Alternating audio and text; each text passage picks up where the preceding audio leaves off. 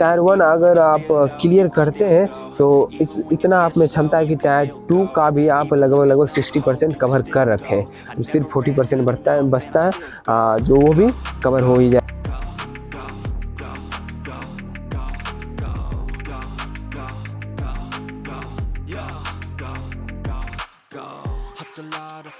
जय हिंद दोस्तों, स्वागत है आप सभी का हमारे इस नए वीडियो में। इस वीडियो में हम बात करेंगे एसएससी सीएचएसएल के सिलेबस के बारे में। थोड़ी डिटेल से बात करेंगे लेकिन वीडियो छोटी रहेगी, ठीक है। तो इस वीडियो में मैं डायरेक्ट नोटिस के थ्रू आपको बताऊंगा। सभी लोग बोल रहे हैं कि सिलेबस चेंज हो गई, क्या हुई नहीं हुई, बस इसी टॉपिक पे सारा डिटेल में आपसे बात करूँगा। जैसे कि मैंने पिछले ही वीडियो में बता दिया था कि इसका जो डेट ऑफ सबमिशन है 6 तारीख से लेके 4 तारीख तक, यानी 6 दिसंबर से लेके 4 जनवरी तक ये फॉर्म भरी जाएगी। और मैं पहले ही बता रखा हूँ कि 28 दिसंबर से पहले सभी अपना फॉर्म भर लेंगे, क्योंकि लास्ट के 5-6 दिन साइट बहुत बिजी हो जाती है, जिससे वो ओपन नहीं हो पाती है, ठीक है। और ये सब कुछ आप देख ही लिए होंगे और आपको जानकारी मिल ही गई, पिछले वीडियो में मैंने बता दिया था। और मैं अब एक इम्पॉर्टेंट बात और कर लेता हूँ कि इसकी एग्ज़ाम जो है फरवरी-मार्च 2023 में होने वाली है। तो आप लोग अपना टाइम वेस्ट नहीं करेंगे, अपने पढ़ाई पे ध्यान देंगे, ठीक है।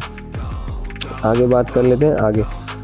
आगे ये वैकेंसी आपको बता दिया था मैंने, अप्रॉक्स 4500 के अप्रॉक्स में है इसकी vacancy.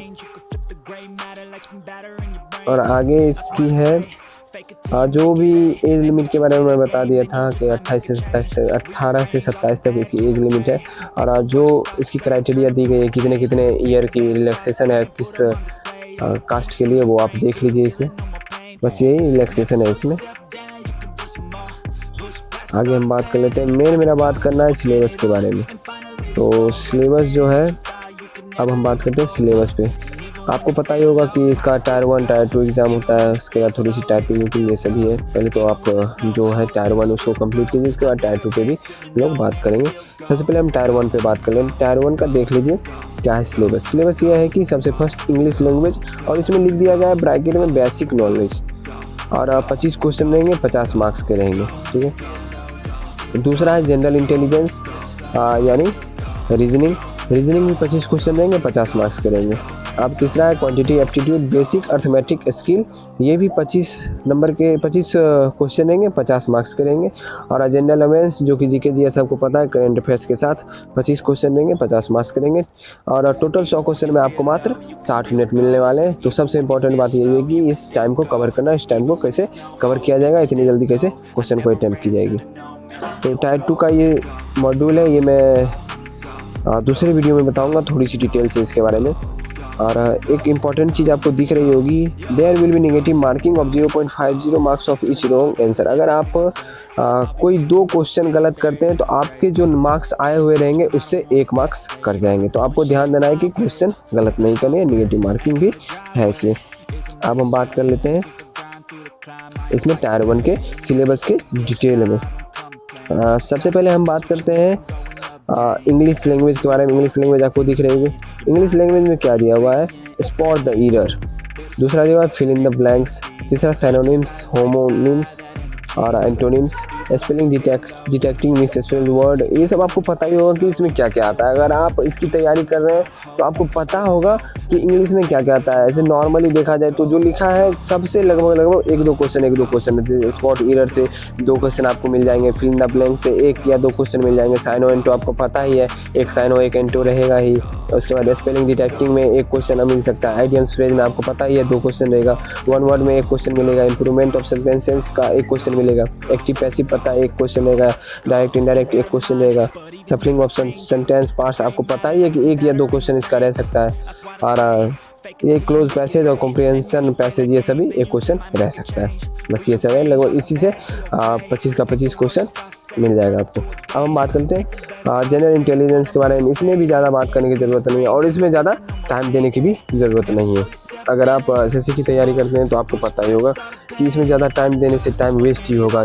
General intelligence means reasoning में, क्योंकि रीजनिंग का सिर्फ आप ये कर लीजिएगा, सेट मारते जाइए। अभी से 2.5 महीना लगभग है, तो 2.5 महीने में तो आप कम से कम 70-80 सेट मार देंगे। और 70-80 सेट अगर आप मार लेते हैं तो मैं गारंटी लेता हूँ कि आपके 25 क्वेश्चन में से 24 क्वेश्चन जरूर सही होंगे। गलती से 1 क्वेश्चन गलत हो जाए तो उसका कोई बात नहीं है, लेकिन 24 क्वेश्चन सही हो जाएंगे। अगर आप वो भी ध्यान देते हैं तो 25 में 25 क्वेश्चन सही हो जाएंगे। लेकिन सेट अगर मारने के बाद उसका एनालिसिस करना बहुत ज़रूरी है, और कैसे करना है वो मैं एक वीडियो में बताऊंगा, और मुझे समय नहीं मिल पा रहा है जिसकी वजह से मैं ये नहीं बता पा रहा हूँ कि इसकी एनालिसिस कैसे की जाती है। अब हम बात करते हैं क्वांटिटी एप्टीट्यूड, जो कि मैथ है। मैथ में सबसे पहले चैप्टर के रूप में दिया हुआ है नंबर सिस्टम। नंबर सिस्टम में आपको दिख रहा है computation of whole numbers, decimal and fractions, relationship between numbers. मैं बता दूं कि आप इस चैप्टर पे बिल्कुल भी ध्यान नहीं दीजिएगा। जैसा कि मैंने पिछली ईयर के क्वेश्चन देखे हैं उस हिसाब से बता रहा हूँ। इस चैप्टर पे ध्यान नहीं देना है, लेकिन ये भी नहीं करना है कि इस चैप्टर को छोड़ देना है। क्यों, अब मैं बताता हूँ। फिर ये कवर कैसे होगा? कवर इस तरीके से होगा, जब आप सेट मारते होंगे, सेट में आपको इसमें से मुश्किल से एक क्वेश्चन मिलेंगे। नंबर सिस्टम से आपको मुश्किल से एक क्वेश्चन मिलेंगे, वो मिलेंगे या नहीं भी मिलेंगे, ऐसा भी होता है। तो बस वही सेट मारते मारते इस चैप्टर को कवर कर लेना है, ना कि इस पर आप टाइम देना है, फालतू का टाइम वेस्ट इस पर नहीं करना है, ठीक है। अब हम बात कर लेते हैं फंडामेंटल अर्थमेटिकल ऑपरेशंस के बारे में। परसेंटेज है सबसे फर्स्ट चैप्टर, आपको दिख रहा होगा। तो परसेंटेज पे आप जितना टाइम दे सकते हैं उतना टाइम दीजिए। परसेंटेज मोस्ट इंपॉर्टेंट चैप्टर है। अब आया ratio and proportion, ratio and अनुपात एवं समानुपात। इस पे भी आप टाइम दे सकते हैं। अब मैं बोल रहा हूँ इस पे क्यों टाइम दे सकते हैं, इसलिए टाइम देंगे क्योंकि अनुपात और समानुपात जो चैप्टर है, उस चैप्टर का यूज़ सिर्फ उसी चैप्टर में नहीं होता। उसका यूज आपको आ जाएगा कंपाउंड इंटरेस्ट, सिंपल इंटरेस्ट, थोड़ा बहुत आ जाएगा प्रॉफिट लॉस में भी, एज में भी आता है, और ये तो खुद का एक चैप्टर है तो उसमें भी आता है। बहुत सारे चैप्टर में इसका यूज होते रहता है, इसलिए इस पर आप ध्यान दीजिएगा। तीसरा आ गया स्क्वायर रूट, इसको तो उतना ध्यान नहीं देना है, ऐसे ही सेट मारते मारते उसको कवर कर लेना है। एवरेज तो बस 1 से 2 घंटे प्रैक्टिस करने के बाद एवरेज आपका कवर हो जाएगा, अगर आप पहले से तैयारी करते हैं तो। अगर आप नए हैं तो आपको तो ध्यान देना पड़ेगा इस पर भी।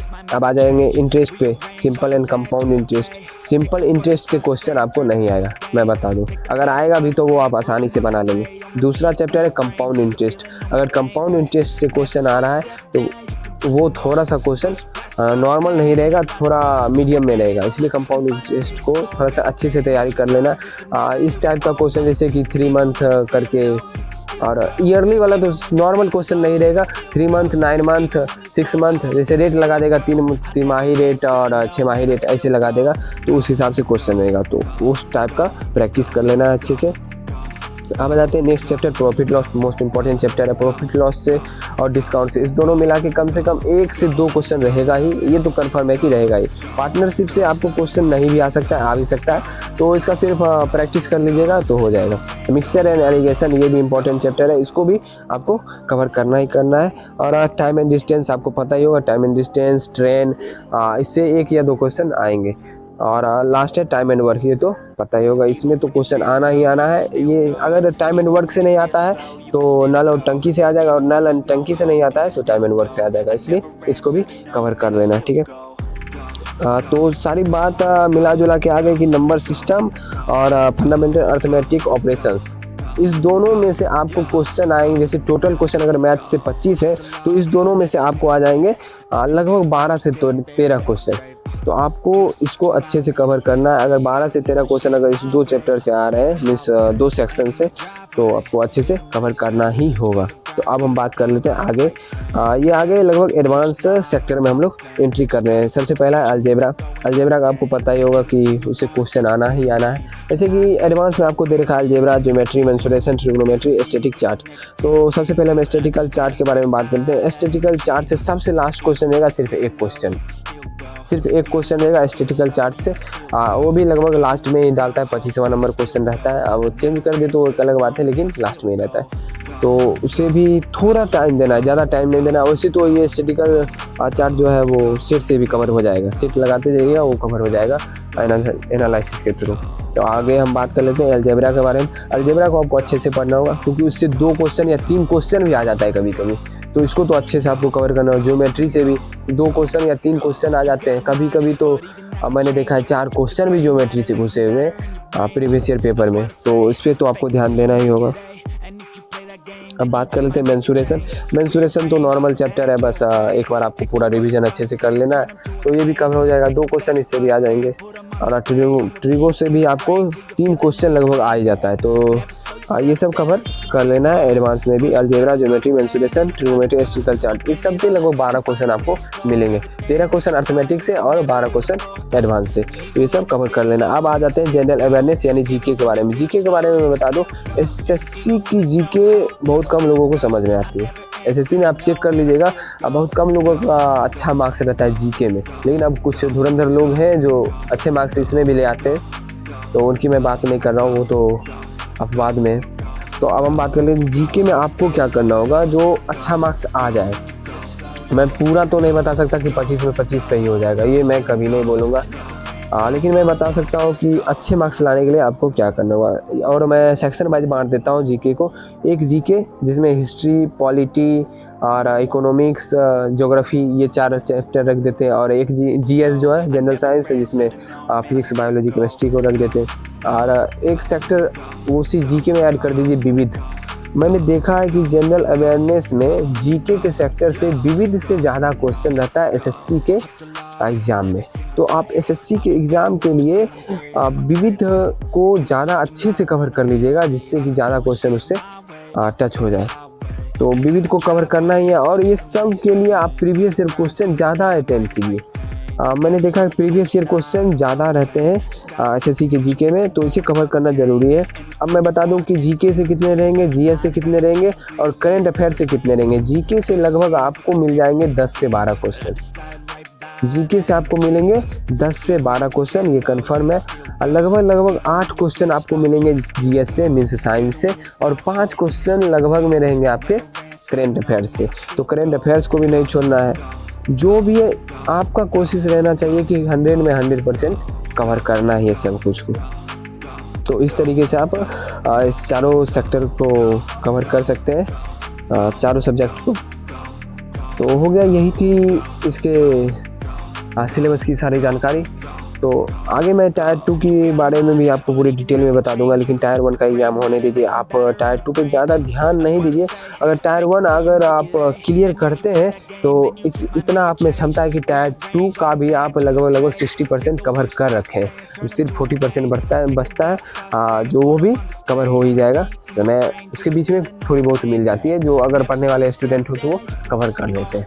ठीक है, तो आशा करता हूँ कि आपका सारा डाउट क्लियर हो गया। और सिलेबस के बारे में जैसा सभी लोग बोल रहे थे सिलेबस चेंज हो गई, कुछ भी चेंज नहीं हुई है। आप देख सकते हैं, पिछले ईयर का भी क्वेश्चन देख सकते हैं।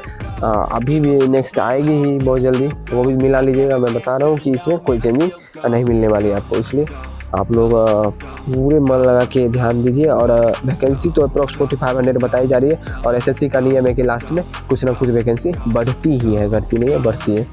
तो इसलिए आप अपने तैयारी में लगे रहिए। तो मिलते हैं अगली वीडियो में। जय हिंद।